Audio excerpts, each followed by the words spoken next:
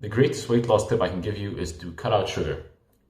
And I'm not saying 100% removal, ideally somewhere 80 to 90% removal. I still have sugar all around me in my house, barbecue sauce, ketchup, oats with the chocolate pieces in it. But ideally, the greatest thing, the greatest hindrance to your weight loss is sugar. Now, this might sound like bullshit, right? Because we all of us been told low fat or low carb this or low fat this or low amount of this or whatever, or low calorie this. Having a high calorie meal does not mean it's a bad meal. It is still a nutritious meal. It is still going to fill you up. But what is bad is a low fiber, high sugar meal that is going to, it's not going to fill you up. It's going to create fat deposits in your organs, which are dangerous for you. And it's going to spike your insulin, making you hungrier. Now, we have three chemicals in our body. Now, as your insulin spikes, your ghrelin levels go up. And ghrelin is a hormone that tells you you are hungry. Insulin inhibits the release of the other hormone that counterbalances ghrelin. Leptin. Leptin will tell you you are full, completely full. So as you continuously eat sugar, your insulin spikes, ghrelin goes up, so it's like, oh, I'm still hungry. But leptin, which is supposed to tell you you're full, stop eating now, you don't need any more calories, it's pushed down, it's inhibited. So it's like a cycle. Eat insulin, spike ghrelin, inhibit leptin. Inhibit leptin, increase insulin, spike ghrelin, inhibit leptin. So it on and on and on. You will eat sugars, right? And I'm talking about unhealthy sugars. I'm not talking about the good healthy carbs that you need, not the complex carbs, because you do need rice. You do need bread in your life. But you don't need fucking cake in your life or ice cream and all that shit. You can have it. There's nothing wrong with having it, but you don't need it in the quantities that you eat it. So as you continuously consume sugar, right, you continuously spike your insulin and you unknowingly eat more than you need. As you unknowingly eat more than you need, you eat above your maintenance calories. As humans, we all have a maintenance calorie per body type, right? Average is around 2,000 for adults, right? But as we are getting taller, as we are getting bigger, right? Humans, their average caloric maintenance differs per male, female, height, body structure, all this. So my maintenance is about 2,600, 2,800, somewhere around that range. For most people, it's a range. For one of my friends, I know he's pretty tall, 6'5", above 100 kg, goes to the gym. He's always busy all day. His maintenance is about 3,600, 3,700, right? And that might sound like bullshit, right? There's 3,100 calories, it's almost double the amount of a normal man. But he is high body fat, right? He is a higher body fat than average. He does work out 6 times a day. He is moving around all the day with his father. They do good work. So it is higher than average. But somebody who just goes to the gym, right? Average Bill just goes to the gym. As he puts on more muscle, his caloric maintenance goes up. And the same thing with fat. As you get fatter, your body takes more energy to keep up that fat, to keep up those fat reserves. So it is quite impressive. As you get fatter, it requires more food, and you eat more food, you spend more money on food, you take more time to eat.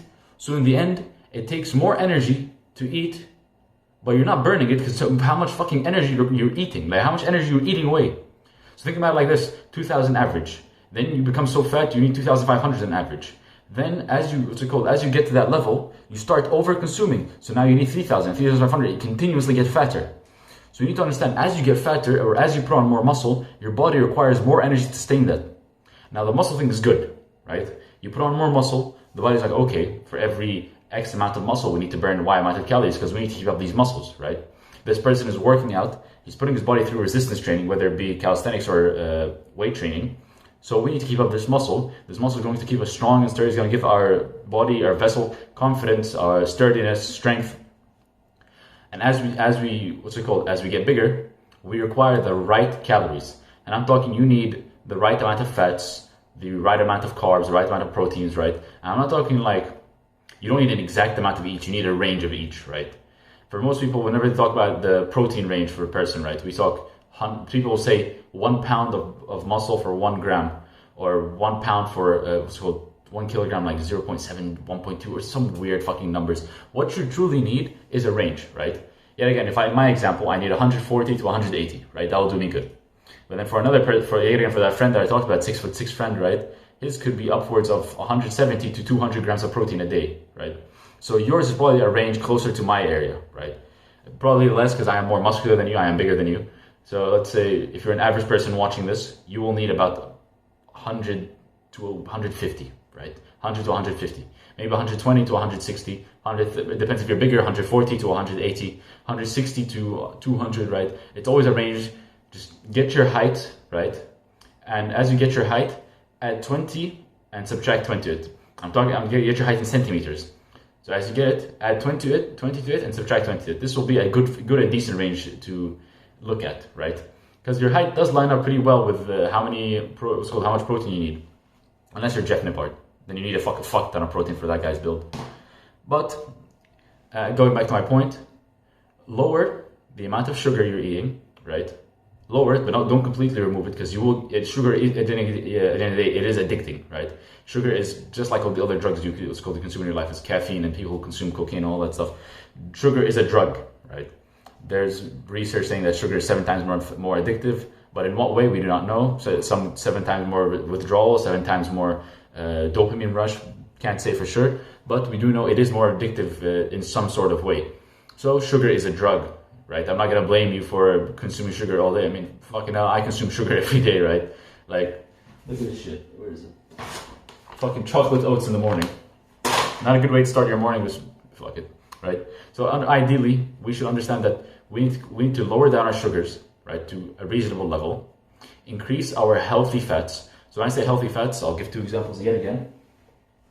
We have healthy peanut butter, right? Peanut butter is a great source of fats, and olive oil. These 2 are a great source of fats. They'll keep you healthy. They'll keep you full. And yet again, you need a good source of protein. Fried chicken, stir-fried beef, it's called fatty salmon. Even though they might taste good, and yet again, they're still protein, they're not a good source of protein. A good source of protein is cod, right? Tuna, pan-fried steak, pan-seared steak, skin on or skin off chicken, right? Whatever you enjoy. These are all good sources of protein. Proteins take the most energy to burn, because remember, you're eating food, right? As you're eating food, this food takes energy to consume, right? So fats take the least energy to consume, right? But proteins take the most energy to consume. So as you increase your protein intake, decrease your carb and unhealthy fat intake, as you increase your protein intake, are taking more energy to burn that protein. So as a result, you burn more calories. There's also research showing that people who consume over an extra 1,000 calories a day, their body finds a way to burn it off. There's research showing that people can burn off an extra 300 to 400 off of just fidgeting. There's also the base metabolic rate that you have, right? Some people have a higher base metabolic rate, some people have a lower metabolic rate. And this shit doesn't have to do with your thyroid or whatever. Yet again, this is all the base metabolic rate is impacted by everything I've spoken about before, right? About the insulin and gremlin spikes, about the amount of energy you burn fidgeting, amount of energy you burn daily off of just normal tasks, off of working out, off of the amount of muscle you have. So there's a lot of things to take into account for. But my main advice, the greatest thing I can tell you whenever you're trying to lose weight, is to remove all sugars throughout your diet. So to get rid of the sugars, right? To as much as you can, right? Keeping a bit because yet again, you're still addicted, keeping a bit to replace your unhealthy fats with healthier fats. So instead of using butter, try switching out with olive oil. They still have, they're both a high amount of calories, right? But olive oil is extremely healthy, right? Olive oil has a lot of good nutrients and shit. It's just healthy for you, bro. I don't fucking know the numbers. This is good for you. And switch out your proteins with proteins that take longer to digest. That will still taste good, right? Because proteins do usually taste good. Any type of fish that you eat, steak, it all tastes good, no matter what way you cook it. Add in more herbs, more aromatics into your food to make it more appealing, and then switch out your unhealthy carbs. So I'm talking, instead of having ice cream at night, try having a rice bowl. Let's go a bowl of rice, grains, oats, healthier cereal, because there are versions of cereal that are good for you at least. But anywhere that you can replace sugar with something better, anywhere that you can replace fats, because a good diet is made by adding in stuff, not taking away stuff, right? So I don't want you to starve. I want you to add in more stuff that you're gonna enjoy that's better for you. So it's a comfort challenge, right? Think about what you're going to eat tonight. Just add in one extra thing that's gonna make it healthier, or in a sense, better for you, right? It doesn't have to be more or less calories, just something that's better for you. So instead of using butter for this recipe that you couldn't get tonight, try using olive oil. Instead of you're going to eat ice cream, switch it out for a bowl of oats and some milk. That's better for you. That is arguably better for you. So whatever you can add or change to make it better for you, try doing that. Take care.